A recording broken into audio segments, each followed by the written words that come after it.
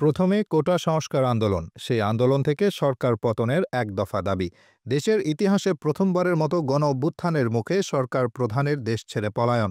বৈষম্য বিরোধী ছাত্র আন্দোলনের নেতৃত্বে এই আন্দোলনে অংশ নিয়েছিলেন দেশের ছাত্র জনতা। এই আন্দোলনে সারা দেশের মতো মুক্তাগাছার ছাত্র জনতা যেমন রাজপথে গুরুত্বপূর্ণ ভূমিকা রেখে শহীদ হয়েছেন, তেমনি কেন্দ্রীয় পর্যায়ে অন্যতম সংগঠক হিসেবেও রেখেছেন অবিস্মরণীয় ভূমিকা। মুক্তাগাছার সন্তান শহীদ মোহাম্মদ সামিদ হোসেনের জীবন নিয়ে এই আন্দোলনকে সাফল্যমণ্ডিত করেছেন, আর এই আন্দোলনে কেন্দ্রীয় পর্যায়ে অগ্রসৈনিক হিসেবে কাজ করেছেন মিয়াজ মেহরাব তালুকদার। ময়মনসিংহের মুক্তাগাছার কৃতির সন্তান মিয়াজ মেহরাব তালুকদার জাতীয় নাগরিক কমিটির কেন্দ্রীয় সদস্য নির্বাচিত হয়েছেন। তিনি জুলাই বিপ্লবের অন্যতম সংগঠক এবং ফ্যাসিবাদ বিরোধী আন্দোলনে গুরুত্বপূর্ণ ভূমিকা পালন করেছেন। এছাড়াও ২০১৩ সাল থেকে ভারতীয় আধিপত্য বিরোধী লড়াইয়ে সুপরিচিত মুখ। তিনি পিপলস অ্যাক্টিভিস্ট কোয়ালিশনের প্রধান সংগঠক হিসেবে দায়িত্ব পালন করেছেন।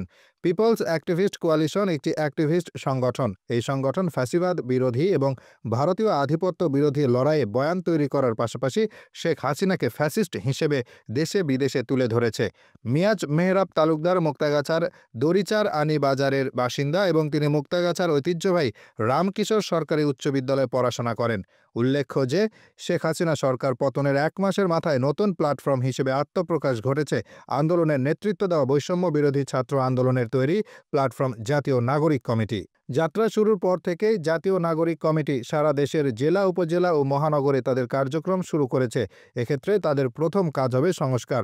বাংলাদেশের ক্ষমতাকেন্দ্রিক রাজনীতিতে গত ৩ দশকেরও বেশি সময় ধরে রাষ্ট্র ক্ষমতায় ছিল দেশের প্রধান দুই রাজনৈতিক জোট আওয়ামী লীগ ও বিএনপি।